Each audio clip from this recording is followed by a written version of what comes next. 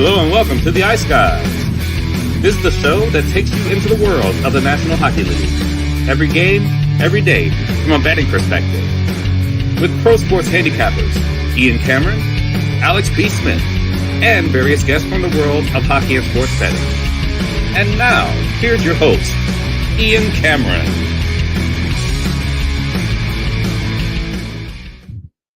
Welcome to the Ice Guys, Thursday, October 24th. Ian Cameron, Alex B. Smith, and Matt Robinson ready to take you through this Thursday NHL slate. 9 games on tap for Thursday after just 1 game in the NHL, which is why we took the day off yesterday. But if you listened on Tuesday on The Daily Show, if you listened on the BetCast Tuesday night, I did say I thought Washington team total over might be a good look. Last night in the game against the Flyers, didn't trust Ivan Fedotov all that much, and kind of showed me why last night in that game. And the Capitals end up with the 6-3 victory last night over the Philadelphia Flyers in the lone game of the night. Just quickly, because we're going to jump right into Thursday's card in a moment. Can't thank everybody enough for joining us on the live betcast on Tuesday night. It was once again a ton of fun, always enjoyable. We had some wins, we had some losses. We did end the night pretty strong, though. We had Vegas in the late night hours. We had a piece of the second period over in Colorado, Seattle. We had the draw with Pittsburgh and Calgary. So we did have a nice end of the night for sure with the betcast and just hanging out with all the great viewers and the listeners of the show. And Eddie Lack popped in for a brief moment as well on Tuesday night. And of course, just so many great people. Of course, Goose was part of that. Landon, can't say enough about Landon, man. Landon is just such a great guy, just such a great supporter. I'm on the verge of hiring him as the marketing director of the Ice Guys show. He is just phenomenal, sounding the horn and just waving the flag for our show and our product and our brand, and can't say enough about that. And just everyone that joined us and those who tuned in on YouTube, and the 800 people that were pretty much watching on one platform or another during the betcast last night. To all of you, we thank you. Yeah, it was just a wonderful time I had by all. And like I said, to have that many people. I mean, it was still like 100-something people watching at the end of the night, 7 hours later after we started. So, just a big thanks to everybody who participated. Big thanks to everybody who watched. And like I said, that's just the first of many more to come throughout the season.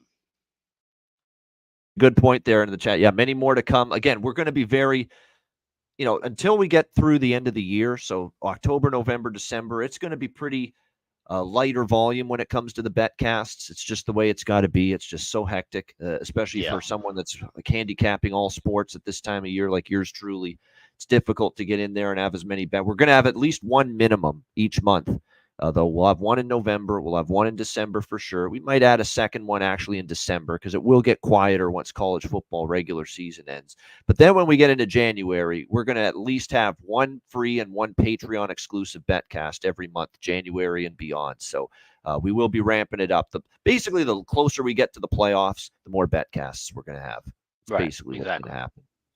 Yeah, when we have the free time. And of course, like I said, when we get to the second half and then we get through and past the break, we might even do one for maybe the Four Nations, That's something we're throwing around as well. So there's a lot of options in the second half, of course. Once we get football out of the way, there's a lot more time, and we can share that more with you guys and be on more live streams.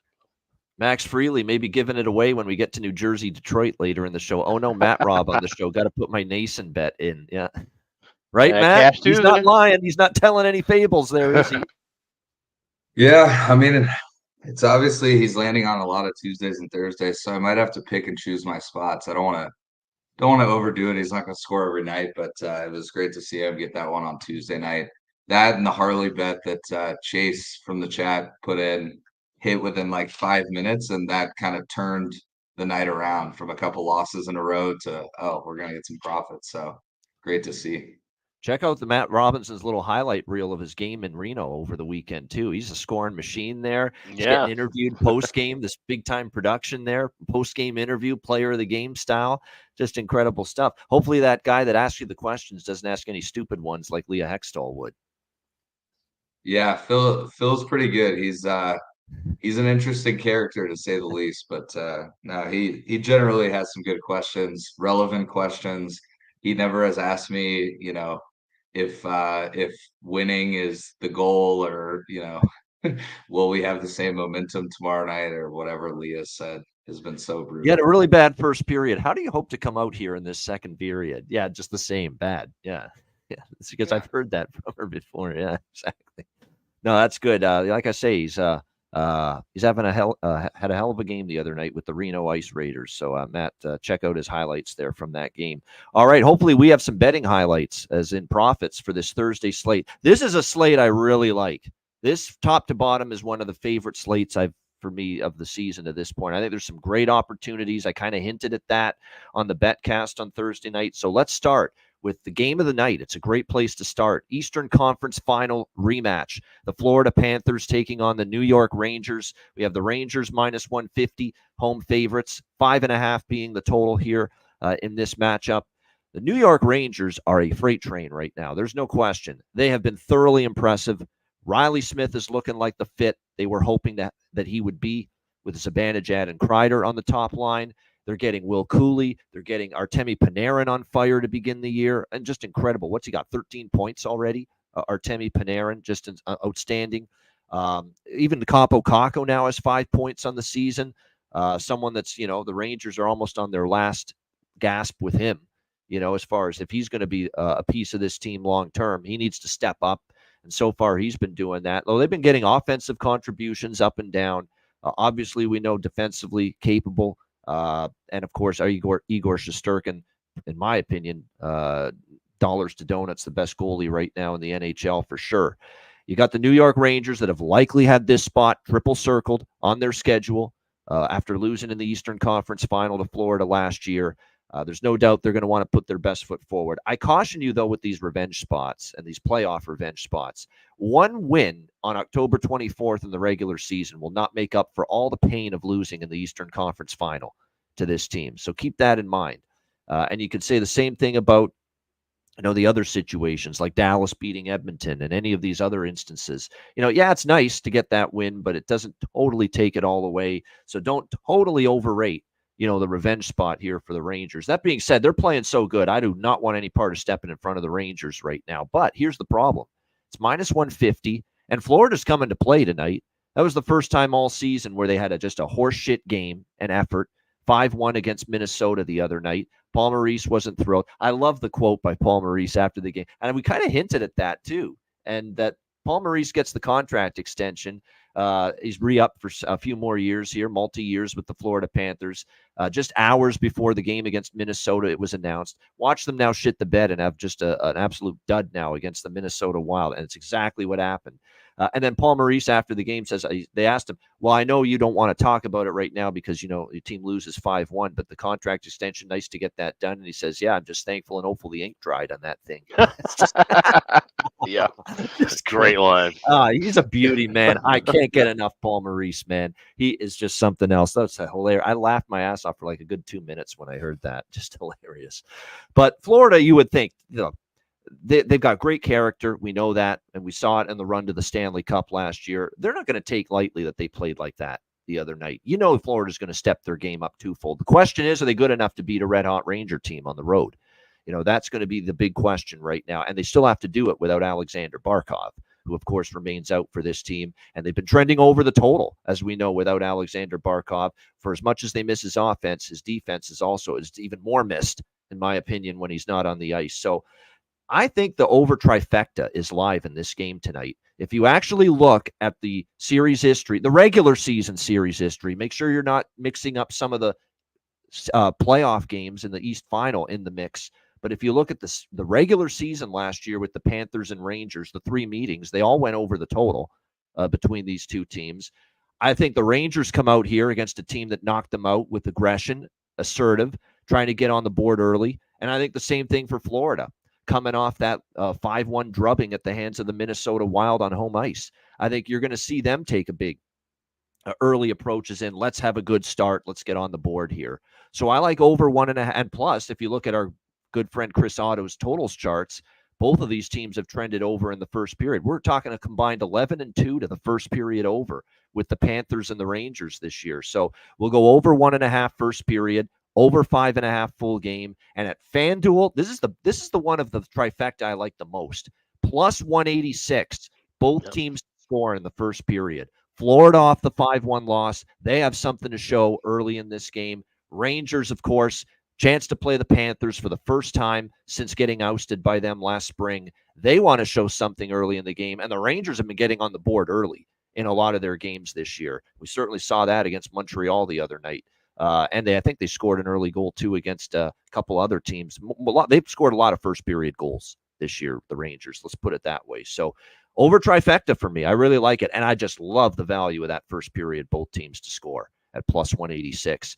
Alex, what do you think here? Game of the night, Panthers, Rangers. I'm running right there with you. I like more on the first period over and the both teams to score. I got plus 182.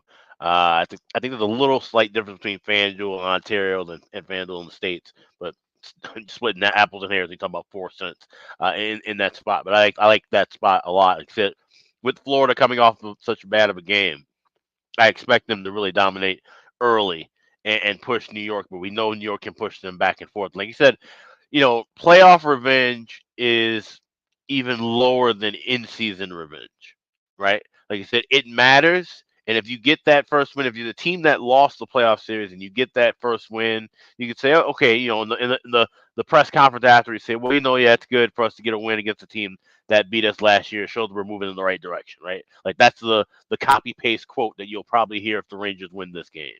But it doesn't mean as much. Like I said, you can't factor in their handicap as, like you say, if Florida loses this game 8-0, and then they turn around and play each other a week from now. So yeah, we have to definitely equate where we look at different revenge spots and playoff revenge. I think we definitely overvalue it. So sidewise, I'm not looking at anything and just rolling with the totals. I don't even like the draw here in this spot. I could see where maybe something crazy happens late in the team could eke something out in regulation. So maybe looking for something for the sides in game.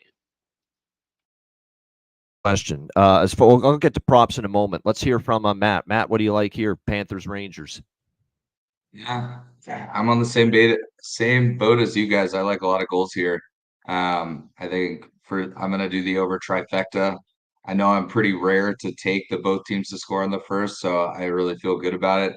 I mean, New York scored 4 more goals in every game this season. Florida has been trending over, as you mentioned, with Barkov out.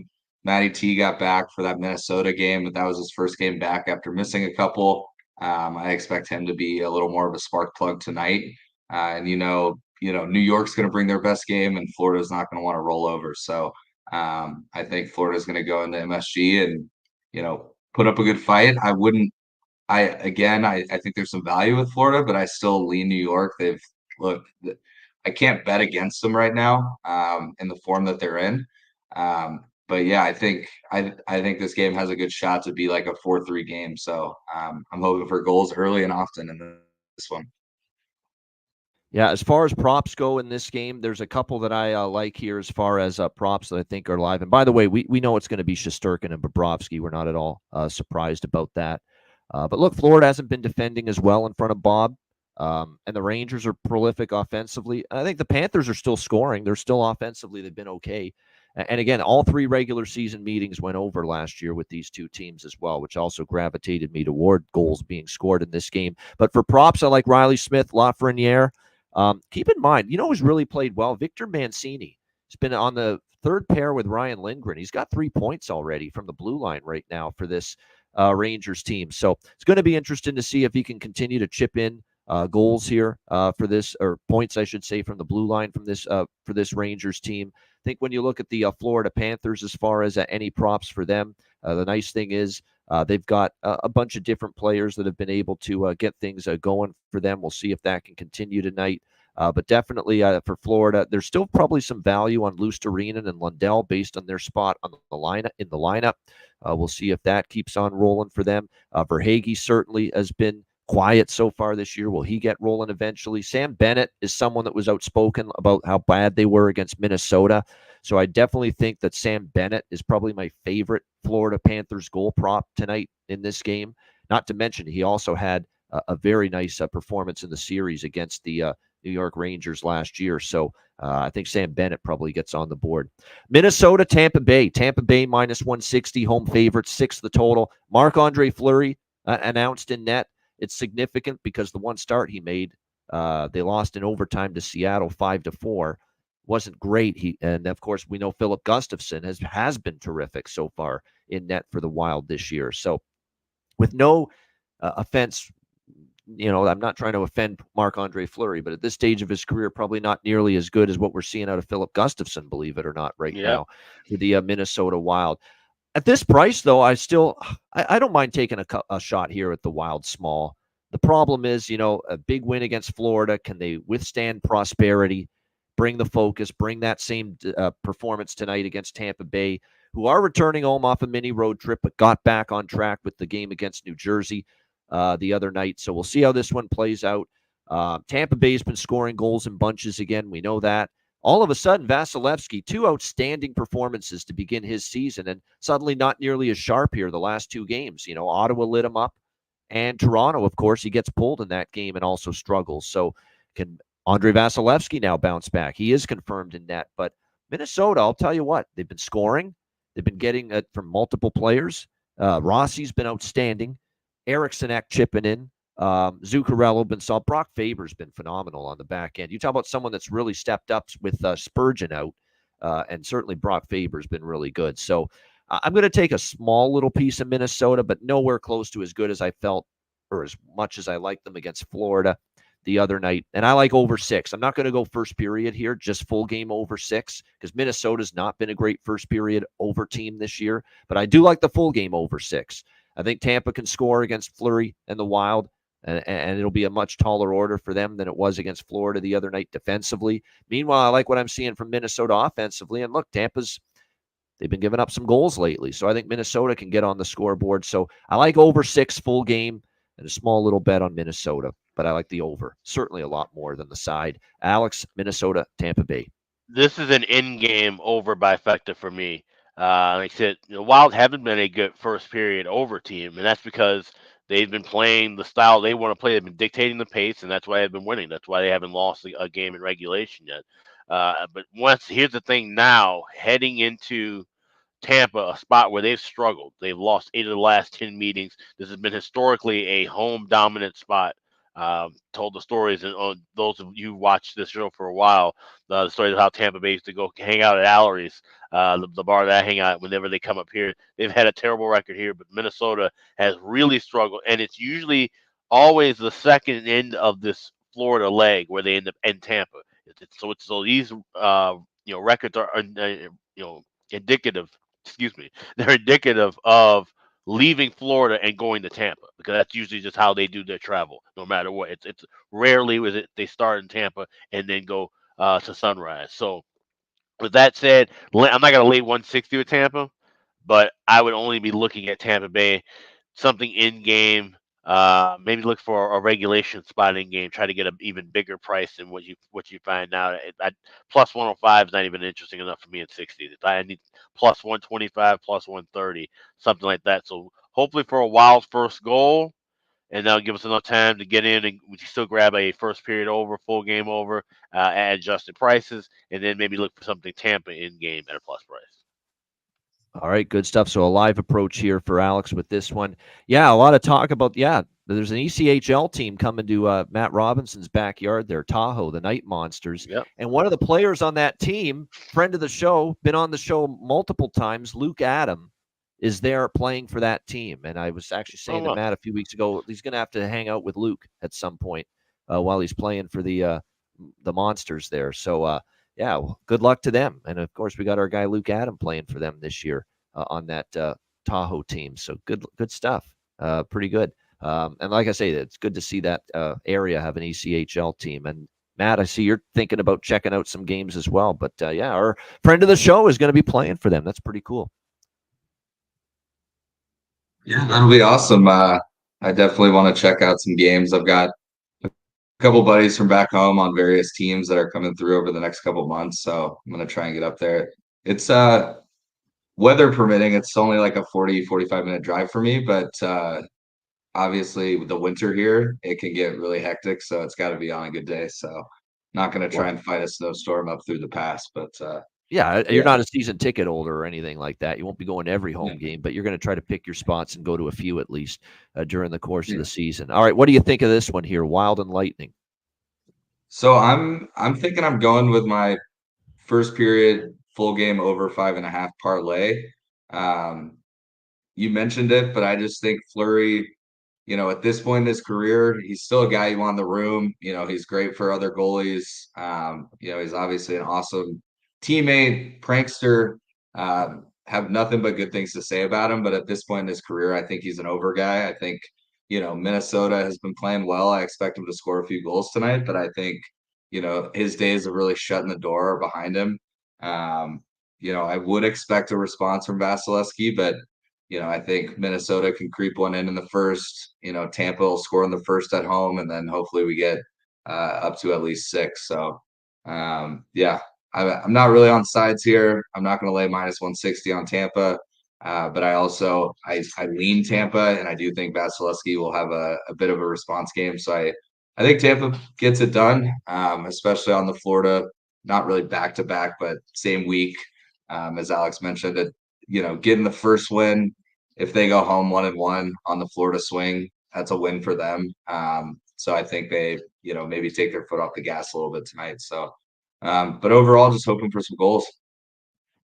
All right, I like Nick Paul and Brandon Hagel for Tampa Bay as far as goal props. Yeah, I don't always love betting on a player off a natural hat trick, but he's had chances even before that. Lots of chances. I actually think there's some value too. Connor Geeky, Morgan's brother. He's playing on the second line here tonight for the Tampa Bay Lightning. So those are good props for Minnesota. The clear choice to me, Marco Rossi. He's been terrific. He's and there's still value with Marco Rossi, even though he's playing with Kaprizov and Zuccarello on the second line. And I think he's worth a look. Eric Sinek maybe as well. Those are my favorites as far as goal props on the Minnesota side of the equation. All right, next up we've got just make sure. It is Detroit, New Jersey. Yeah, New Jersey and Detroit. We've got the Devils minus 170 now. We're seeing a big move up in this money line price on New Jersey because they were as low as minus 140 at one point. 30-cent move toward the Devils here, coming off a loss to Tampa Bay that I know they weren't thrilled about. So you would expect a bounce back effort, but now you got to lay minus 170 here. If you like the New Jersey Devils, the total sitting at 6.5 here across the board. I'm on Devils team total over 3.5 here. It's a pretty reasonable price, minus 120 in that range. I think it's a nice bounce back spot after losing to Tampa Bay the other night. We don't trust Cam Talbot. I'm a little surprised Derek Lalonde's going to Cam Talbot after just a gem by Alex Lyon in a tremendous performance against the New York Islanders the other night. But back to Talbot, who not surprisingly, followed up a shutout win against Nashville by getting pulled and giving up 5 against the New York Rangers last week. So we'll see which version of Talbot shows up tonight. Markstrom in net. 2 big returns on the blue line here for the New Jersey Devils. Luke Hughes and Brett Pesce. Brett Pesce will make his New Jersey Devils debut here tonight. So definitely some reinforcements. And long-term, they're going to make this a much better core on defense. Long-term, they're going to make this a much better blue line. But you do always worry that first game when you're bringing in 2 different blue liners. Does it shake up the chemistry? Are things a little bit disjointed? That's going to end up being the question here moving forward with the Devils probably going into this game. This is another one, too, where the over by Fecta could be in play a little bit. Over 1.5 and over 6.5. I'm going to take a shot with those 2 things as well, the over by Fecta. But the primary look for me that I like the most is the Devils to get to 4. I think they're capable of that. They've gotten to 4 in the majority of their games, and certainly off the loss to Tampa Bay, I'd expect a better performance here from them tonight against still a defense I don't trust. I know they shut out the Islanders, but if you watch that game, the Islanders were swarming, and the Islanders had one of those nights where the puck wasn't going in. It's not like Detroit, totally shut them down. They were playing in their own zone for a majority of that night. Tuesday against the New York Islanders, and chances are the Devils are going to make them pay more often if they're going to get hemmed in like that again, Detroit. So I like most of all Devils team total over. Smaller wagers for me on the over by Fecta. Alex, what do you think here? New Jersey, Detroit. Yeah, that's the only thing I'm rolling with there too is that team total over 3.5. I see a 118 at FanDuel, 120 at BetMGM. That's a reasonable price. Like I said, I trust Cam Talbot at all, so I can easily see this game could just go completely up and over the total all on its own. He said New Jersey's been kind of trying to be a bit more solid defensively, so just gonna look at the rely on the Devils to get the goals here, so they can get 4 for sure. Maybe race to 4. I don't, we don't bet that often. I know some people mentioned that Tuesday night. Some people have mentioned that to me before. So maybe New Jersey race to 4 goals as well. Definitely something to consider, no question, and certainly could see that come through. There are some props I like. Matt, what do you think here? Devils, Red Wings. For this one, I agree with you. I think New Jersey gets to 4, so I'm definitely going to be up on that New Jersey team total. I'm also going to jump on the first period over, but I may wait and try and grab that live, see if there's a couple minutes that go by with no goals. I think this game pushes the over. I just, I'm seeing in the chat, and I've seen on Twitter that Detroit has guys that are sick or maybe last minute scratches. So that's what scares me. I could see this game being like a 4-1, 5-1 game, and then you miss that over at 6.5. So I'm going to stay Blue off the bug. full There is game a blue over. bug running through the Red Wings dressing room right now. That is accurate. Yep. Yeah. And, I know they're at home, but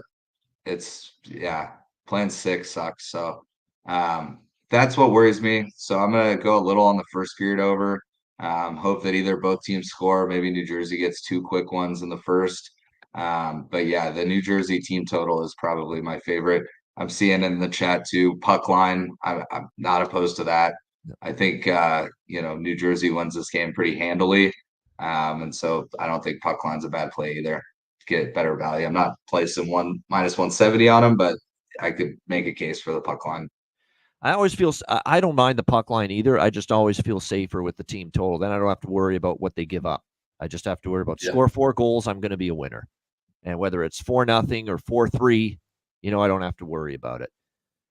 When I take the team total over instead of the puck line. Like I said, I don't mind people looking at the Devils puck line here in this situation, but it's just I always prefer the team total. As far as props for this game, with Detroit, it's going to be interesting to see who suits up because I'm hearing there's a couple guys that right before puck drop actually may not play, even though they're listed as playing right now due to the flu. We'll have to wait and see going into this, but so it's tough to get involved too much other than to say that, we'll see if Raymond can get off the schneid. It's been a tough start for him. On the New Jersey side of the equation, Jesper Bratt been heating up for them of late. Paul Cotter is still worth a look. How about your guy, Stefan Nason? He did score in the last game for the New Jersey Devils, of course, in that loss to the Tampa Bay Lightning on Tuesday night. So could always maybe take a look, and it's always maybe worth a shot for props involving him as well. All right, next up, we've got the Craig Berube, the Chief Bowl, if you will. St. Louis Blues, Toronto Maple Leafs. We've got Toronto -240, home favorites, the total 6 in this game across the board. I think we hinted at this a little bit during the betcast that we know the Leafs had that brutal game against Columbus after the big win against Tampa the night before. Kind of predictable the Leafs did this. They've done this for years. I think eventually Berube will extricate this kind of bullshit where they just completely fall off against a weaker team after beating a really good team. But it's still work in progress to get that kind of DNA out of their system, if you will. But nevertheless, everyone acknowledged it. Austin Matthews and Mitch Marner, how bad they were, how much they stunk the joint up against Columbus the other night. And they've all been also very vocal. This doesn't always the case that the players have acknowledged that this is Craig Berube against his old team that fired him. And so I think there's an onus right now for Toronto to have that, hey, win one for the Gipper attitude. It sure sounds like it to me. I expect that kind of effort here from them tonight against St. Louis. The Blues, this is a devastating injury because they're so thin at center that losing Robert Thomas is a huge deal. He has been such a huge catalyst for them going into this season, expected to play big minutes, be their offensive catalyst on that top line especially. And now you look at the center ice position. They got to shift Holloway to center. That's not ideal because I think he's better on the wing. You got to put Braden Shen. Well, I like Braden Shen, but number one center where he's got to burden more offensive load. I don't know if that's the best of fits for him with Saad and Neighbors. So there's some shakeups going on as far as the forwards are concerned. Of course, they've got Ryan Suter with Parayko on the top pair, which look, I don't get that fully. Joe Wohl is back, and he will get his first start of the season. So that's the one thing that does concern me in this spot for Toronto. How sharp will he be? How effective will he be? But they say he's 100% healthy and ready to go, and you've got to assume that's correct. And if it is, we know he's a talented goalie. And I think it could work another direction. You could be worried about the rust and the lack of game action. You could also say, well, guess what? Anthony Stoli the goalie's been awesome. And this suddenly becomes a big-time start here for Joseph Wohl, because he knows if he wants to get more and more opportunities in net, you got to kind of match what Stolars has put out there so far this season for the Leafs. And remember, that bad game against Columbus, Stolars did not play that night. It was Dennis Hildeby who is in net for the Leafs. But Stolars has been great. So the pressure is going to be on Joe Wohl. Hey, you got to match what Stolars has delivered for this Toronto Maple Leafs team in net. So I expect a huge start from them after the debacle against Columbus. St. Louis now hurting a little bit more without Robert Thomas. I'm going to go with the first period puck line, -0.5, +136 for Toronto, first period. I'm going to go with a first period team total over 1 +100 for Toronto as well at BetMGM. This is an old favorite of ours. I've bet this a lot in the playoffs as well. Toronto team total over 1 +100 first period. And I'm also on Toronto team total for the full game, over 3.5 at around -125, -130. I could lean to the puck line too, but I like I said, I like team totals over rather than the puck line for the full game. So that's the way I'm going to approach it. Leafs first period puck line, Leafs first period team total over 1 +100, Leafs team total over 3.5, -125. I think this is a response game for Toronto, who and still the better of these two teams, in my opinion, as well, of course. Alex, what do you think here? Blues, Leafs. It's funny you mentioned BetMGM because that's just where I was just kind of browsing around and looking for something that I like to bet from that book, and that's the parlay combo. I like Maple Leafs and over 5.5 combo together at +125. Like I said, I think the Leafs are going to take this spot seriously for their coach, and rather than waiting to grab a 5.5 in game, no reason to do that. I can just tie that to the team I like, the spot I like, and grab the plus money already now. So at +125. Toronto tied with over 5.5. That parlay available at MGM. And there's a couple other places that had those combo parlays as well. So definitely look for it in a combination variety. But I do think, I said Blues, like I said, losing Thomas, that's a huge injury. And this is a team I thought they were going to come out a lot hotter than this. I thought they were going to be one of the kind of surprises of this month. That's not been the case so far. And like I said, Toronto, this is definitely one of those spots where they can find a way to get things rolling at all ends of the ice, not just shut down and shell defensively. We talked about that with some other coaches that are defensive minded. Berube, I don't think he doesn't quite qualify on that edge just yet. When there's games, where defense gets out of hand and they get blown out, he won't shell up. He won't have the team shell up. So Toronto and the over parlayed. That's my play here. It's probably also Bailey's right on this. Rally around Wohl too. Wohl's had a tough time. These injury setbacks. Now he's finally back. You want to play well. Do you want to hang that poor kid out to dry? They love the kid too, and if you listen to him, he's a really nice guy. They're going to want to play well for him tonight too. First start back, and for the coach, they know they've been talking about it. I'm actually surprised. We've heard Matthews and so many players on this Leafs team openly discuss with the media the last couple of days that this was Chiefs' former team, and definitely want to have a good showing here for him. Yeah. Like, they're not shying away from it. This matters. That's good. It's good. It's nice to have player quotes because we try to get coach quotes and we don't get those too often. When we do, we really try to ride on them heavy. But to have player quotes that are that significant, Wohl's a Missouri kid too. Energized, great call. He's from Missouri. Yeah, this is probably a team he cheered for and watched a lot. Yep. And of course, there's going to be talk where if Wohl struggles and then Solars continues to play well, that there's a goalie controversy now. And that's not how it's ever looked in the locker room. They like both of these guys, I'm sure. And so they want both of these guys, obviously want both of these guys to succeed whenever they're in net. So it won't be a split room. This isn't Belfour and Hasek in the 90s with Chicago. This is going to be something where they're going to play hard for both of these goalies. And it's just a good thing now that you have Stolars playing well because Wohl's going through the injuries and now trying to come back and bounce back. So it's not going to be whatever the Toronto media is going to blow this up to be. Depending on how this game goes tonight, that's not going to be what it actually is in the room. Yeah. Exactly. And of course, everything is fucking blown out of proportion with the Toronto media. So Right. that's a par for the course for them. Matt, what do you think here? Blues, Leafs. This game's going to be a pass for me. I think Toronto does respond. I think Toronto wins this game. I just have no real touch on, if it's going to be a 5-4 type game, if it's going to be a 2-1 type game. Um, I don't really have a lot of feel for it. So I do expect Toronto to respond. I do like all of the bets you mentioned, but I'm just going to pass on this one tonight. Nothing wrong with that. Okay to pass. Couple props I like, more so on the Leafs. Matthew Nyes heating up with Matthews and Marner. Like the prop for him. Bobby McMahon with Domi and Nylander. There's value. Nick Robertson might be worth a look because he finally got off the schneid against Columbus. And then the guy that's taking Max Pacioretty's out, by the way, tonight due to injury, taking his spot, moving up to the third line. He's actually a guy that's really worked hard.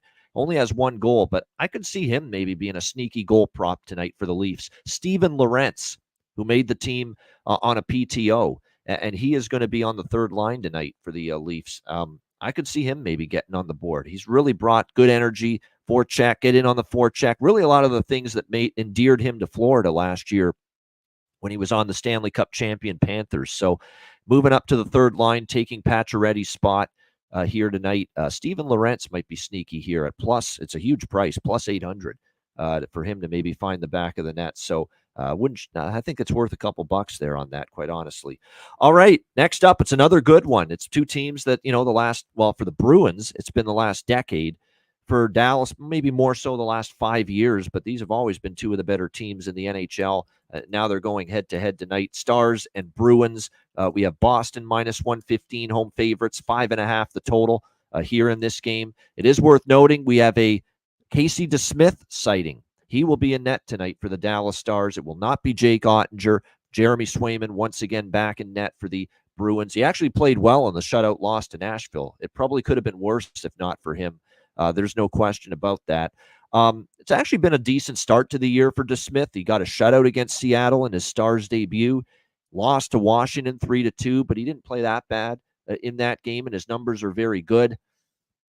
We'll see how he fares here in this one against a Boston team that's coming off that shutout loss, 4-0 to the to Nashville in their last game. And then not only shut out by Nashville in their last game, Boston, but they also only scored one goal in the overtime loss to Utah before that. So all of a sudden, just one goal in the last two games combined here from the Bruins. Now, this is a game that fits our Ice Guys system play, and it is something that we have talked about throughout the course of the season so far. Teams off a shutout loss, and we've got the up-to-date numbers that back this up and how strong it's been. Teams off a shutout loss this season in their next game, and of course that fits here with the Boston Bruins. Teams off a shutout loss in their next game have gone 9-1 to the first period over this year, have gone 7-3 to the full game over this year. So both especially the first period over has been strong, but even the full game over is a profitable 7-3 in the 10 instances with teams coming off a shutout loss this year. It's been a great angle. It's been strong enough where I'm at the point where when I see it, I bet it until I start to see the results change in the other direction. So I'm on first period over, full game over here tonight with Dallas and Boston over by Fecta. I did like Dallas, and I still lean Dallas, but I was thinking Ottinger would be in net. It's not now. It's DeSmith. I still might take Dallas, though. This is, to me, a cheap price on a very good hockey team. Alpha loss that's not going to sit well for them. Being down 3-0 to Buffalo and then getting a couple of late goals to make that game closer than it was for the majority of it. They didn't play very well. I thought Buffalo got what they deserved. They deserved the 2 points the other night against that Dallas team. So it's not just the Bruins off a game that's not going to sit well. Dallas is off one too. And I think the price is cheap enough that even with Casey in net, I think Stars minus 105 is good value. But more so, I like the first period and full game over. It's the system play. Team off a shutout loss. It's been money. Alex, what do you think here? Dallas, Boston.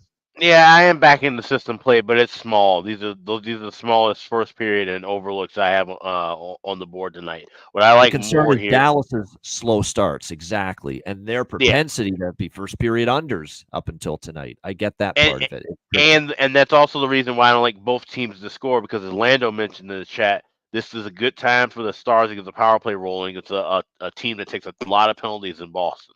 So I think that could be the reason why we do see it cash. But at the same time, it's like, okay, Dallas has to show up tonight. You have to show up early. You have to have a hot start. I don't understand why they are struggling in the first 5-10 minutes to just get offense and passes generated. You have to wake up. So I don't know what that's about, but hopefully that changes tonight as we do roll with the system play. But what I like more than that is the draw. I think this could end up being Oh yeah, a I'm on the game draw where too. Actually, forgot to yeah, mention that. I agree with you. Yep, draw. where we do see goals back and forth. They'll eventually slow down. Cross conference, they're not in each other's way necessarily. If this thing's 4-4 with a few minutes left, they just crawl it out and settle in overtime or a shootout. So I do have the draw plus 340 available at FanDuel with that. Yeah, a lot of one-goal hockey with these two teams recently as well, and I think one of the games went to OT as well. And by the way, Boston, yeah, they played a couple close games. Like I think there's definitely enough on the to look toward maybe a draw and a game going past regulation here. Like I said, this is now we just bet it now, and we if especially if the results keep on being strong with this, yeah, it's just going to be something that when we see it, a team off a shutout loss, we just go ahead. First period over, full game over the next game. Again, it's 9-1 for first period overs for games involving teams off a shutout loss. It's 7-3 to the full game over involving in games for teams off a shutout loss as well. So that's the angle. And actually, we have another example of that angle coming up in a game right after this. Matt, what do you think here in this one, Dallas Boston? This will be an interesting game, I think. I know Boston's coming off that loss in Nashville. I think Dallas, they showed some life there the last 3 or 4 minutes in that Buffalo game, gave us a little hope in the betcast, but they know they've got to start better. Defensively, they've struggled. Um, you know, I shouldn't say like I know they've been good defensively in a lot of their games, but Miro, for example, has not played his best hockey to start the year, and he's a guy that they really rely on. He has no points all season, so that's obviously going to change at some point. I think it starts when their power play gets rolling. That's obviously been horrendous. The other big change to the lineup is it's sounding like Bork is out, and which I honestly am a fan of. Like I think he's going to be a good player for Dallas in the long run, but Looks like he he needs some doesn't more really. seasoning. Yep. Yeah, I almost wouldn't mind him playing in the AHL a little bit longer.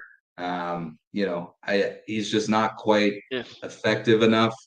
But what I've been seeing line wise, they had an optional practice, so it's not confirmed or anything, but it'll be Sam Steele with Stankoven and Ben, which I like. I think that's going to boost that line a bit. I love Sam Steele for what he is. I think he creates stuff, and he's going to want to seize that opportunity playing with guys like Ben and Stankoven. So for me, those are the four guys that I'm going to take props. You can take anytime goal or anytime point, but Stankoven, Ben, Sam Steele, and Miro Heiskanen. I think Miro's due for a good game. And I think, again, when you do have a game like Tuesday night, they had their road game in Washington, but this was really their first road trip. That was just an in and out. They got a day. They were probably in Boston yesterday, do some team building, meals together. This is their first real road trip. And I just think guys like Jamie Benn, that's how you kind of get started. Always love a Sagan prop in Boston. Obviously, you guys know the history there, so always worth a look. He obviously came back on Tuesday night, so this will be his second game back. Hopefully, starting to gel a little more, feel a little better. So that's worth a look. I'm a Stars fan. I lean Dallas in this. I think that they are going to respond. I think I know it's 6 games into the season, but they've seemed to respond well after a loss. I don't expect them to string together big losing streaks this year, just given how good of a team they are. And DeSmith has played well in the games that he's played. That doesn't really deter me here. But I just, I need to see it. I want to see them come out hot. If I see them, with some jump in their step and they don't score in those first few minutes, then I'm going to jump on Dallas money line. But I kind of want to see them come out hot, look like they give a shit, and then, I'll back them. But the player props, I think if they do kind of flip the switch and play well, those are guys to look for. Sam Steele is going to want to seize the opportunity. He's playing on a, top 9 line with some big name players. He's generally locked in on that fourth line. So if he gets to play with those two, I think he's going to, really try and, make stuff happen. So point, goal, I like both of those. Yeah. All right. And just one thing with regard with Maverick Bork, I kind of agree that he does need a bit more seasoning. As much as he's done in the AHL, there's really not much more he can accomplish down in that level. But his style of play is top 6 forward. So he's just got to be patient and wait. There's older guys on this lineup. Somebody's going to go down with an injury, and then he can slide into that spot and be a top. Square peg in a round hole theory. They're trying to put him in the bottom 6. That's not You don't. That's not. He's not going to shine as a fourth line forward. That's not his game. That's not his style. His style is being up front and being an offensive producer. So so that's the thing. He's gonna have to kind of wait his turn with that Dallas team. Now, hopefully the Stars are patient with him because, like I said, he's going to be good. But you just have a bit of a log jam up front. When you're a guy that's been dominant in the AHL and you're trying to fit with the NHL club long term, sometimes it just sucks to be on a team with great forward depth. And unfortunately, that's what the Dallas Stars have right now. And that's why, like I say, there's no room for him in the top 6 at the moment. And because of that, I think they're making the right call here. I agree with what Nick is saying. Well, I was just going to say the NHL should really try to expand the rosters.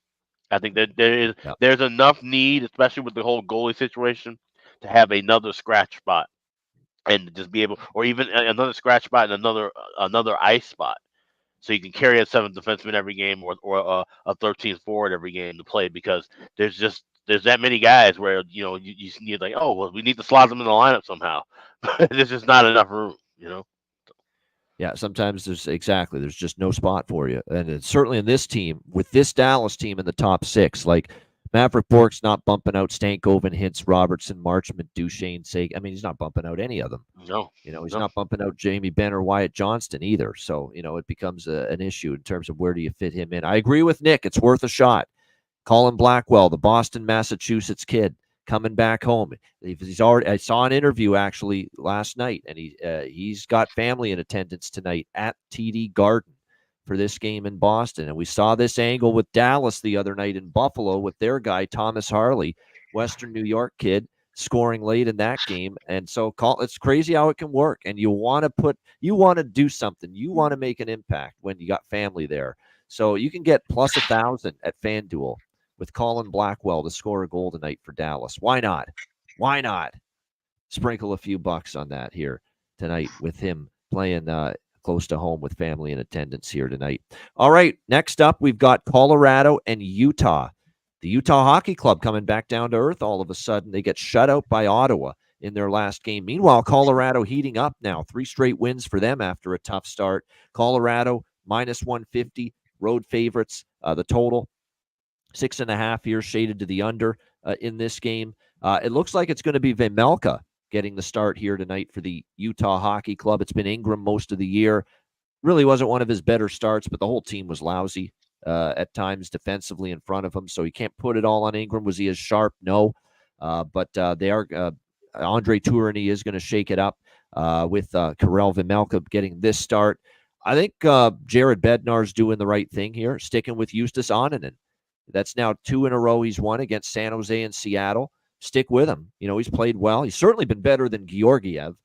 There's no question about that. So it'll be Justus Annunen back in the net. But we got our system play back in action here. We've got Utah off a shutout loss. And I know there's situations that might say, wow, look toward an under in these spots. And even Dallas-Boston, I could see that game staying under because neither of those teams has been firing on offense. But this angle's been money. 9-1 first period over, 7-3 full game over. Teams off a shutout loss. We're rolling with it here. Over 1.5 first period, over 6.5 full game with the Avalanche and the Utah Hockey Club. Nothing on the side for me. Colorado is playing better, getting their shit together, but I'm still not ready to lay minus 150 with them on the road. Give me the draw, too, in this game, actually. We've seen a lot of close games. Arizona, the artist formerly known as the Arizona Coyotes, now the Utah Hockey Club, they have consistently given Colorado a tough game the last few years. And a couple of those, I believe, have gone to overtime as well. So I think the draw could be live, and I think Utah steps it up. I don't know if they win, but I think they step it up and give Colorado a tough game off the shutout loss to Ottawa. So over by Fecta and the draw for me, Alex, Colorado, Utah. Yeah, that's my favorite play in this spot, the draw. I grabbed that plus 360 last night. I will be on the over by factor, but of course, waiting for that in game because that 6.5's a little bit steep. I'm looking for 6 at plus money or even a 5.5, and definitely want to get plus money out of that 1.5. That 1.5, cheapest price you can find pregame is a 138 right now at FanDuel. Stuff indeed. Matt's got to run in the next few minutes. So what we'll do with Matt, we'll get his thoughts on Colorado, Utah. We'll do some rapid fire with Matt through the last 3 games, and we'll get a bargain bin and best bet from Matt, and then he can go on his merry way. Alex, what do you think? Matt, what do you think here? Colorado, Utah. Yeah, I like some goals here. Obviously, Utah wish they had played better during the frenzy the other night, but I think they bounced back. They got too many young kids. They're not dwelling on anything. They probably already forgot that they played Tuesday night. So they're excited to get going. I think this will be a fast-paced game too. Both teams don't necessarily scream outstanding defense. Obviously there's question marks in net for Colorado, but there's no doubt either of these teams have some skill up front. So I think what I'm going to do with this game is do my same game parlay, first period over 1.5, full game over 5.5. Should be able to get right around plus money on that. And I think, this has no problem sailing over 5.5. It's the Matt Robinson special here for this game. Over 1.5, over first period, over 5.5. Same game parlay in this one. Yeah, Ross Colton, we're going right back to it. As long as he's with McKinnon and Rantanen, and the price is just so much better with him compared to the other two on that line. For Utah going into this game, I think it's the captain off a shutout loss. This is always the spot where I look to the captain, and Clayton Keller, I think, can get back in the saddle. Same with Dylan Guenther. He cooled off a little bit after that incredible, ridiculous start that he had to the year. I know Cuban Wayne Gretzky likes Matias Maccelli to get on the score sheet. We'll see if that's the case. We've talked about Kesselring as well from the blue line. He's been chipping in lately, so there's some of the goal props I would look at in that game. All right, rapid fire now with Matt before he heads on out of here. Matt, Carolina, Calgary is where we'll go to next. Carolina minus 190 road favorite, 6.5 the total in that game. What are you liking there, Matt, with Canes and Flames? Yeah, honestly, I lean Calgary in this game. They are at home. I think, they slipped out with that win against Pittsburgh on Tuesday night. I was just looking at series history. The last game between the two last spring, Carolina won 7-2. It's not like these two teams have bad blood in the playoff series recently or anything like that. But, that's locker room board material, 7-2 loss to the team you're about to play. Shit like that gets you motivated. And I just think Calgary's playing, better than I expected. I know Carolina's a good team and they're starting to get into good form, but I don't know. I think at the value plus 170, I may take a shot here with Calgary. Not sure on totals in this one. I'll get more into specifics with that game later, but Calgary, Minnesota, Winnipeg. I'm telling you, all these teams that have taken us by surprise so far. To me, it's do not bet against them until they give you a reason, until you see them slip up, until you see them start to lose. That's the way I feel. So I'm with you. As much as I think Carolina is the better team, there's no way I'd get close to laying minus 190 on the road with them tonight. Winnipeg, Seattle. Jets minus 125 road favorites, 5.5 the total. Matt, what are you doing with Winnipeg, Seattle? I lean over here, but it's probably going to end up being a pass for me. I lean over. I think it's partially because it's that 5.5. I just don't know. Is Winnipeg going to play a low and slow game? Is this going to be like a 2-1, 1-0 type game? You can make a case for Seattle at home. But again, I'm not going to bet against Winnipeg. So this will probably just end up being a pass for me. It's kind of the way I feel. We'll talk about it more with Alex in a moment, him and I. Next up, we've got San Jose and LA. Final game, Los Angeles Kings minus 320. Home favorites, 6 the total. Matt, what do you like here? Obviously, there's no real value on LA here to take them as a side. I obviously think LA should win this game. San Jose has been very iffy form since losing Celebrini. They've had trouble scoring in a lot of their games. I could see LA team total, but it's not that great a value. It's like minus 140 for over 3.5. If anything on this one, I think it'd be a live bet, and it would have to be San Jose going up like 1-0 early in the game, and then maybe you get LA like at a better price. But yeah, some of these games with really lopsided, odds just don't really suit me this early in the year. I San Jose could win this game. You never know, but I lean LA pretty heavily here. All right, so nothing strong but a lean to LA, and I do want to shout out. There he is in his hockey jersey right there, Robert Oliver Carlson, who was part of our betcast later in the night on Tuesday, and he was a great addition. He was great on the betcast. There he is in his NAHL or whatever league he was talking about there that he played for, but his junior league basically. He's been in the chat a lot for a long time now, and he was on the betcast for the first time the other night, so wanted to shout him out. All right, Matt, before you leave, bargain bin special of the night. I kind of have an idea where you might be going, but maybe you're going to go somewhere different. What do you like? Yeah, I got to pick my spots there. So it's not. I am going to throw a little money on that just because I am on the show, but I'm not going to take him as my bargain bin all the time. I mentioned this when talking about the Dallas Boston game. I think tough game on Tuesday. I think veterans need to step up, and I like that boost with Sam Steele being on the line with him. I'm going to take Jamie Benn anytime goal scorer. I think you need vets to step up, and I think Sam Steele is going to give Jamie Benn a little more opportunity than maybe Maverick Bourque is in current form. I do think, to Alex's point, he's going to be a great player at some point. Right now, he's just kind of, feeling it out. And I think Sam Steele is a grinder that's, Jamie Benn's going to get some offensive chances playing with Steele and Stankoven tonight, who has 7 assists already this season. So Jamie Benn, anytime goal. All right, plus 390 with that right now at FanDuel. So Jamie Benn, Dallas Stars for Matt Robinson and his bargain bin special of the night. And last but not least, best bet for Matt. What do you like? Yeah, give me that Florida, New York first period over. I think both teams are going to want to come out strong. I think, New York's in a scary form right now, scoring in bunches. And I think Florida, after that loss on Tuesday night, it's going to really try and jump things up. So give me the first period over. I just see 2 goals. Don't care how it happens. First period over, Florida, New York. That's my best bet tonight. All right, I think that's a consensus. I think we're all on that in some form. Yep. Panthers, Rangers, over 1.5 first period for Matt Robinson with his best bet. All right, Matt, off the lunch is over. Back to work for you now. Yeah. Yep, back to meetings. Well, See you, thanks, man. boys. Good luck Yeah, to everybody cheers. tonight betting. We've got a good slate, so good show, and I'll catch up with you guys later. All right, Matt. All right, Good later. luck tonight. We'll see you next week. There he is, Matt Robinson. Again, he's got to get back to his work duties, and that's why we got him out of here promptly at the top of the hour. All right, we will roll along, Alex, and yours truly with the rest of the card and circle back around to Carolina and Calgary. This is where we left off. We've got Carolina, obviously big favorites, minus 196 the total here in this game.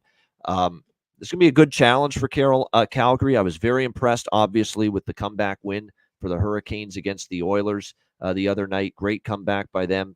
Dan Vladar confirmed in net for the Flames. We don't have a confirmation yet for Calgary, but we expect it to be Freddie Anderson going into this matchup. This is a game where I'd lean draw a little bit, but other than that, not a whole lot.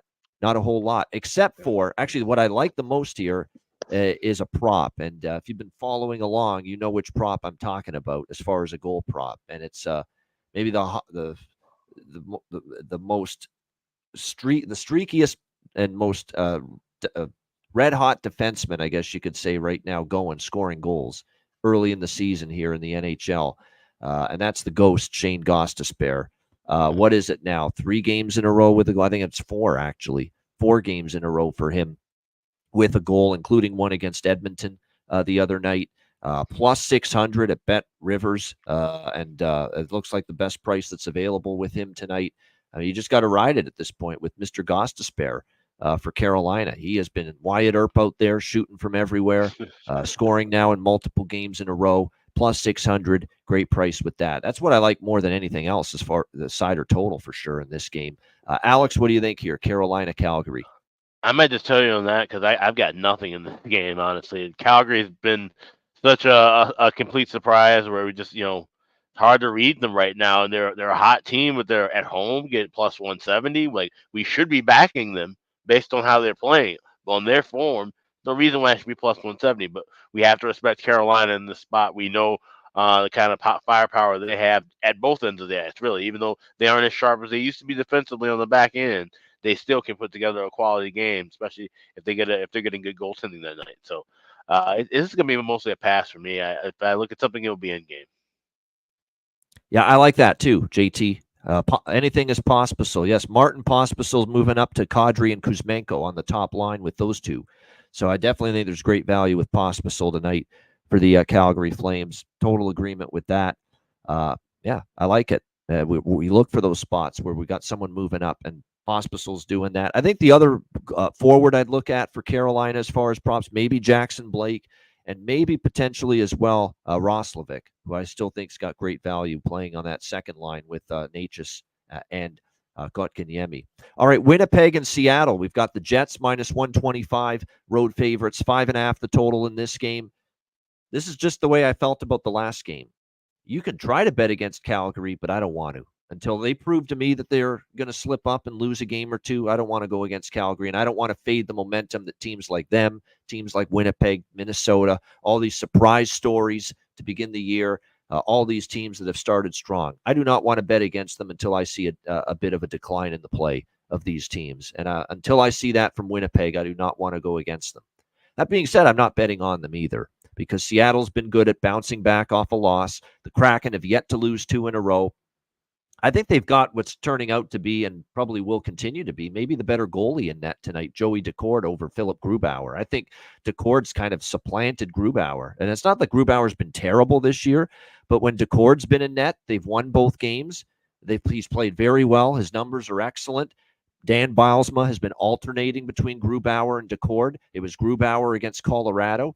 Leads me to believe it's going to be Daccord here tonight against the Winnipeg Jets. Hellebuck has been confirmed for Winnipeg, and credit to him. Bad second half, bad preseason, but he's played very well here in the regular season so far for the Jets. So, again, until Winnipeg loses, I'm not stepping in front of them, but I'm not betting on them either because I like Seattle. I like the way they've played even after the loss to Colorado. They haven't lost 2 in a row. They're at home. Daccord's in net. He's been good. He's capable of leading Seattle to victory tonight. So no reason for me to get involved in a side. And even the total, I'm back and forth on it. It's a game that Seattle, I want to bet overs. But do I want to bet Winnipeg over?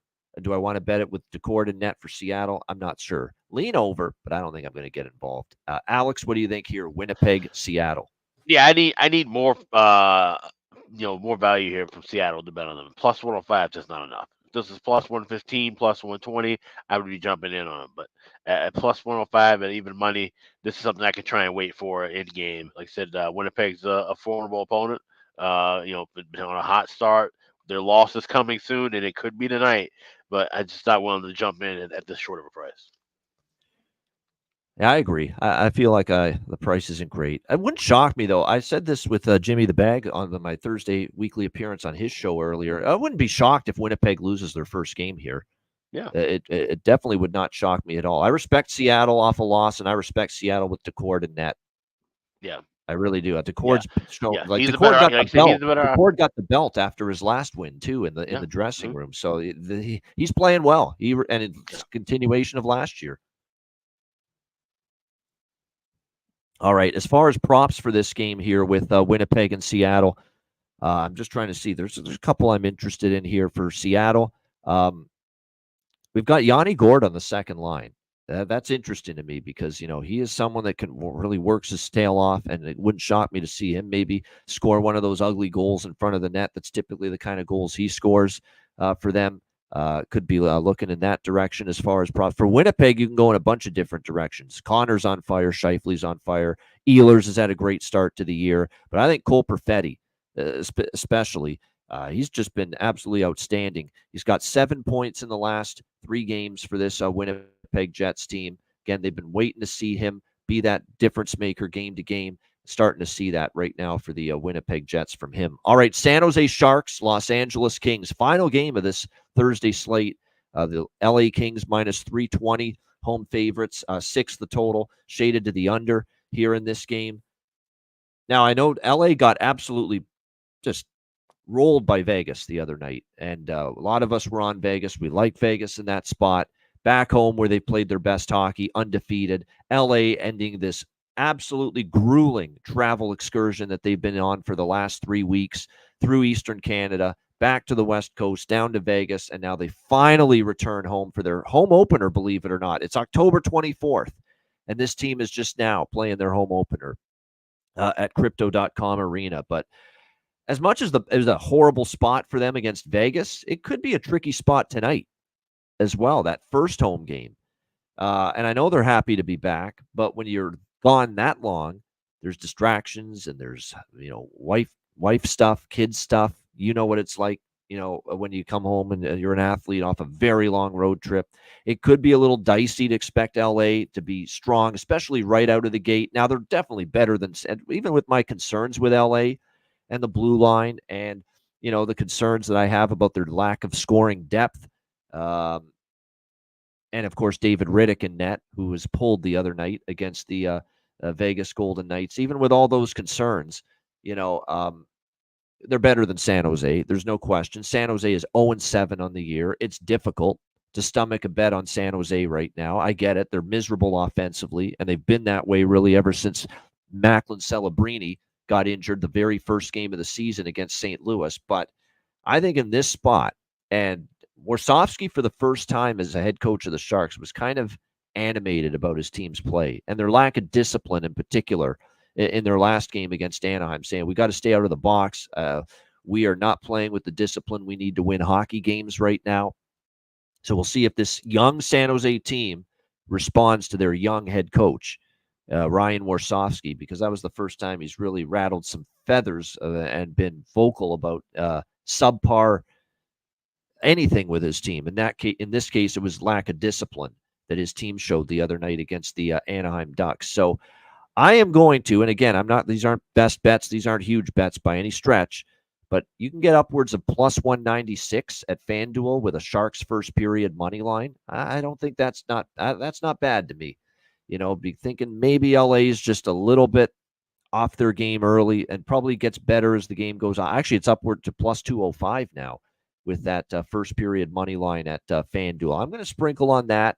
Sprinkle on the full game money line, which, look, I don't feel overly confident in. This is a winless team, but at this price, this is just in this spot, LA's overpriced to me. That's just the way I feel about it. First period plus 205 at FanDuel money line Sharks, plus 300 points bet for the full game money line, and I can get an over 2.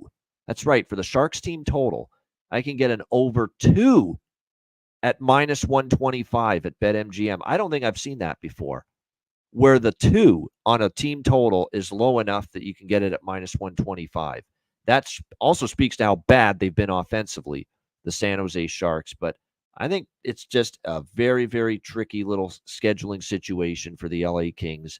It's not an opponent that's going to excite them, maybe, even though it is their home opener. So, again, I stress, these aren't 1-unit bets. These aren't half-unit bets. These are probably quarter-unit bets each. But Sharks first period money line, Sharks full game money line, Sharks team total over 2, minus 125. We're going to dabble in all 3 here in this game. Alex, Sharks, Kings. So we're in the same boat. We like the Sharks. This is a terrible spot for LA. 22 days since they've been back in Los Angeles. But I'm not going with that first period over. Or the first period money line, I should say. I'm going with Sharks second period 3-way plus 310 available at FanDuel. So that's Sharks to win the second period, essentially, plus 310 available at FanDuel. I think the legs kind of give out for LA late I think, being that it's the home opener, they're going to have the ceremony. They could be jazzed up a little bit early. But I think all of that momentum will kind of take the air out of their sails, especially if San Jose can get a first period goal and maybe get out of there with that lead. But I think that's when we really see LA just completely unravel. We'll be in the middle of this contest. So at plus 310, I took a shot at that along with the plus 260 on the money line for the full game. So I do think the Sharks can get a win here. Like I said, I think it's going to be a tough, gritty game. It's not going to be easy. They never make it easy, the Sharks. But I think this is just a brutal spot for the Kings. And I think they lose steam late. So this is also a game where you can try and catch some spots alive. It's always, I don't feel we need to put out the disclaimer, but once in a while I do, because I don't make a habit of betting on the Sharks, as you guys know. But this is not a very good hockey team. I'll put out the disclaimer right now on it. Obviously, 0-7, and they will still be one of the worst teams in the NHL this year. But I think in this spot at this price, given what LA's been through on the road for that long, 3 weeks almost, that it's worth a shot with the Sharks in some kind of form. Alex prefers second period here with the San Jose Sharks. And like I said, I'm sprinkling first period full game and he's sprinkling full game as well. But I'm sprinkling first period full game and the team total over 2 minus and 125. just to specify, that is second period 3-way line, not second period, because money line is plus 182. But no, second period 3-way line plus 310. Yeah, which means San Jose to win the period. You got to win the period to cash the ticket. And that's what Alex is hoping for with that. I like Byfield for LA because he's up on the top line. I think there's definitely value for Quentin Byfield. I think there might be some on Warren Fogle, who's expected to chip in offense for this team. He struggled, but he finally got off the schneid last time out. So you could see him maybe step up. For San Jose, I think Wenberg, Zetterlund, Eklund, that trio, are the ones you got to count on. And especially Eklund without Macklin Celebrini. So those would be some of the props I'd be interested in on the San Jose side going into this game here tonight. Shout out to, Will Smith looking for his first point. Yeah, exactly. I figured it would be a growing. I wasn't as sold on him being NHL ready, obviously, as Macklin Celebrini, and we're seeing it. Yeah, that's true. Yeah. I think there's still some growing to do for Will Smith. He's going to be a good one, but it's going to take time. Shout out to everyone in the chat. It definitely takes time to do this show on a Thursday when there's a lot of games, or Tuesday or Saturday for that matter. But hit the like button. We appreciate it very much. That was a good segue. That was one of my A-plus segues. Yeah, I like that one. I like that one. That was a good one. Some of them sucked, but that one was pretty good. Okay. All right, patreon.com/iceguys. We're going to take time as well to put the betting card up there later on today. Sides, totals, and player props each and every day. Posted on the Patreon page for members, just $10 per month. Bonus content as well, goalie charts, totals charts, exclusive live betcast later on in the season as well. We're going to, by the way, I'm going to have some player suite stuff at some point too later in the season. Important to note that out. Note that we'll do some in-season player suite, pre-tape, pre-recorded interviews as well. So all of that and more, patreon.com/iceguys, $10 per month. And of course, as far as the charts, Chris Otto's totals charts are back every other day, on the Patreon page. So there you go. You'll be able to see those. And again, great stuff with that. And again, the daily betting card each and every day, sides, totals, player props, posted on the page. And your subscription goes a long way to supporting the show. Just $10 per month, patreon.com/iceguys. Yeah, my chart will be updated this weekend with the goaltenders. So that's something that I'll try and update about 2 or 3 times a month. And they may not always be downloadable. So sometimes if you're just seeing things, if you download one and you see changes, you can just try and, make some notes on your own, either computer or phone or things of that nature. But I will try and have those updated for now, at least 2 to 3 times a month. And then we'll increase more as, of course, things are needed. So definitely check all that out, patreon.com. But also check out the Ice Guys store. iceguys.myspreadshop.com. We've got just about everything in stock right now. All the hats, all the jackets and caps, and starting to get a little cool. The weather, fall's trying to wrap into winter around here in Minnesota. I know that, but certainly in other parts, and I know Canada, there's a lot of snow in some spots too. So we got jackets, we've got winter hats, we've got all kind of great stuff. Get that now at the Ice Guys store. That's at iceguys.myspreadshop.com. Yeah, make sure you check it out. Get that great gear. Get that merch. Yeah, Scott, it's Bobano350 at gmail.com. It's also on the Twitter X account. You'll see it right there. Bobano350 at gmail.com. for the email for me if you want to get in touch that way. All right, great stuff. We've got our bargain bin special of the night and best bets coming up right after we hear from our great Ice Guys sponsors.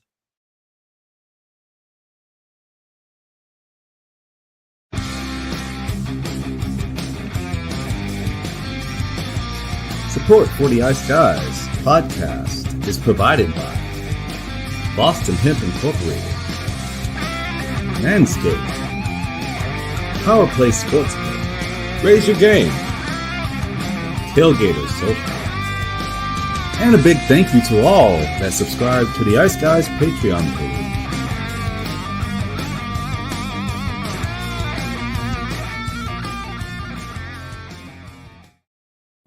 Everyone loves a perfect pair. Bacon and eggs. Thunder and lightning. Mario and Luigi. A hot dog with fries. Ian and Alex B. That's right. Everyone loves a perfect pair. So why not pair up your game nights with Boston Hemp? From exotic flower to concentrates and edible products. You'd be hard-pressed to find a better pairing than Boston Hemp and hockey. Check them out today at bostonhempinc.com. That's bostonhempinc.com. Boston Hemp Incorporated, the official smoke sponsor of the Ice Guys. Void where prohibited by law. Not available outside of the United States. Must be 21 or over to obtain products. Check your local regulations to see if Boston Hemp is available in your area. All right. Shout out to all the great sponsors of the Ice Guys show, including, of course, our daily sponsor and our BetCast sponsor as well, Boston Hemp Inc. 20% off all orders on the site using the promo code Ice Guys at bostonhempinc.com. All right. Bargain bin special of the night. We heard from Matt Robinson earlier. He is liking Jamie Benn for the Dallas Stars as his bargain bin special. Alex, what do you like in the bargain bin tonight? Yeah, going to Manhattan tonight, looking at that game at Florida, the New York Rangers, and I'm looking for the first goal of the game to come from Mr. DJ Z-Bands, Mika Zibanejad. You can get plus 1,400 for him to get the first goal of the game over at FanDuel. There's also 12-1 available at BetMGM. I think he can get things rocking and rolling for the Rangers early in that contest. So Mika Zibanejad, first goal, plus 1,400. That's my bargain bin special for this Thursday night. All right, Mika Zibanejad. You're right. DJ Z-Bands is his music name, his alter ego, if you will, for the New York Rangers, for Alex with his bargain bin special. My bargain bin special of the night, how can I turn down plus 600 with a guy that scored in 4 straight games? We're going to the Ghost, Shane Gostisbehere, Carolina Hurricanes, plus 600 against the Calgary Flames. I like it very much. I also really like that Colin Blackwell for Dallas. At 10-1 at FanDuel for him to score back home in Boston in front of his family at TD Garden tonight. But I'm going to go officially with Shane Gostisbehere, Carolina Hurricanes, plus 600, looking to make it 5 straight games with a goal from the blue line for the Carolina Hurricanes tonight. That is my bargain bin special of the night. All right, best bets. Alex, what do you like for best bet? So now the biggest bet on my card personally is actually Matt's best bet, which is Florida New York first period over 1.5. But that's not the best bet I'm going with for show purposes. I'm going with the San Jose Sharks 3-way money line in the second period, plus 310 available at FanDuel. I just think this is a really good spot, and this is just kind of honing in on what we've been talking about with the last few games involving the LA Kings. It's been a lot of travel. They got absolutely worked in Vegas. Now they're back home. Home opener. They're going to have the ceremony. There could be a little bit of energy and some buzz in the first period. But if they don't score or come out with a big effort in the first, things could be really flat, and they get back out of that dressing room, and that's when San Jose can kind of, get things rocking and rolling on their end. So San Jose Sharks, second period, money line on the 3-way, plus 310. That is my best bet for Thursday. All right, there you go. Whoops. There we go. There we go. There we screwed up there for a minute, but there it is. San Jose, second period, 3-way money line, and you can get that at plus 310. Great price on that. Second period, 3-way money line, San Jose Sharks, plus 310. Best bet for Alex B. Smith. My best bet, I'm looking at one of the Toronto bets for my best bet, whether it's, I like first period puck line, I really do, but I think I'm going to play it a little safer because it's Wolves' first period in action. Does he maybe give up one early? I don't know, but that's for that reason. I'm going to go with the Leafs team total instead. We'll go over 3.5, minus 125. Toronto Maple Leafs team total over. Yeah, it's a rare Leafs best bet. This is the night to do it. Horrible game. Shit the bed against Columbus. Rally around Craig Berube. This is the team that fired him last year that you're playing. Rally for your coach. Rally for Joe Woll. I think they have a big bounce back game tonight. And St. Louis is definitely a weaker hockey team, possibly much weaker without Robert Thomas. So Toronto team total over 3.5, minus 125 for my best bet here for this Thursday NHL card. All right, that is a wrap. We shout out everyone in the chat. Thanks for joining us. Hit the like button on the way out. A reminder, the Ice Guys is live 7 days a week, Monday to Friday, 2 p.m. Eastern, Saturday and Sunday, noon Eastern. If you can't watch the show live, download the Ice Guys podcast in audio form on all major podcast platforms. For Alex B. Smith and for Matt Robinson, I'm Ian Cameron. Have a great Thursday night. Enjoy the games and good luck. And we will be back with you tomorrow on Friday for another edition of the Ice Guys.